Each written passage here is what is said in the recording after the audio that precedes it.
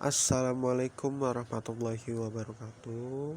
Perkenalkan, saya Muhammad Agam Fernando dan Cindy Yohana, Prodi Informatika R1, ingin menjelaskan materi statistika dengan mata kuliah statistika dengan judul distribusi sampling, teorema limit pusat, serta penaksiran parameter.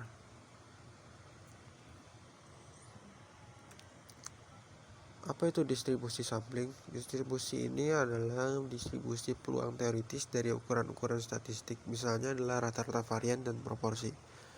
Konsep distribusi sampling ini dijadikan sebagai dasar dari statistik inferensia, di mana dengan distribusi sampling dapat diketahui populasi atau parameter.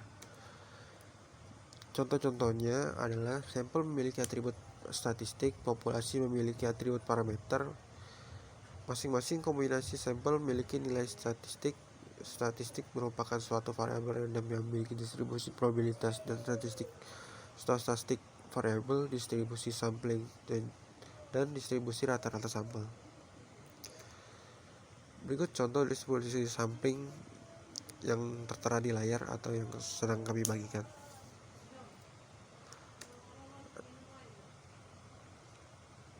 Dan selanjutnya akan dilanjutkan oleh Cindy Yohana. Baik, selanjutnya saya akan menjelaskan tentang teorema limit pusat. Teorema limit pusat adalah sebuah teori yang menyatakan bahwa jika ukuran sampel semakin besar, maka sifat dari rata-rata distribusi peluang sampelnya akan semakin mendekati distribusi normal. Teorema limit pusat juga memberikan hasil yang sangat bermanfaat untuk inferensia statistik. Rata-rata distribusi sampling rata-rata akan sama dengan rata-rata populasi expected value. Seperti ini rumusnya, teman-teman bisa lihat seperti yang ada di layar.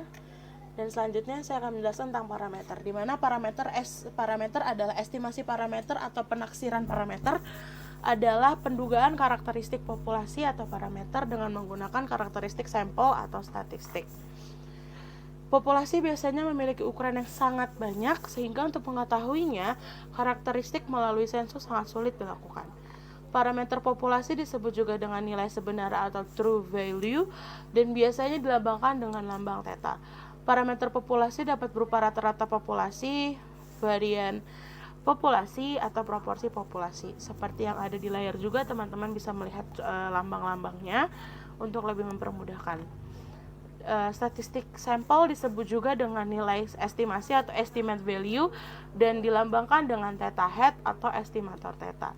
Statistik sampel dapat berupa rata-rata sampel X varian, sampel S atau proporsional sampel.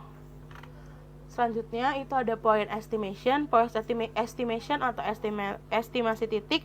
Kita menggunakan data sampel untuk menghitung suatu nilai statistik sebagai parameter populasi. Contohnya, X sebagai estimator dari titik rata-rata populasi, S sebagai estimator titik dari simpangan baku populasi, P sebagai estimator titik dari proporsi populasi. Dan selanjutnya teman-teman bisa lihat ini ada rumusnya, ada point estimation juga, ada standar deviasi. Teman-teman bisa melihat seperti yang ada di layar. Selanjutnya juga ada interval estimation. Interval kepercayaan untuk rata-rata populasi normal, varian populasinya diketahui. Interval kepercayaan untuk rata-rata populasi, sampel dengan ukuran besar. Interval estimation seperti ada contohnya, teman-teman bisa lihat, mungkin teman-teman juga bisa baca dan cari-cari nanti sendiri. Dan ini juga berikutnya adalah salah satu contohnya. Teman-teman bisa melihat ini adalah rumusnya. Untuk rata-rata populasi ada rumusnya seperti yang ada di tampilan layar.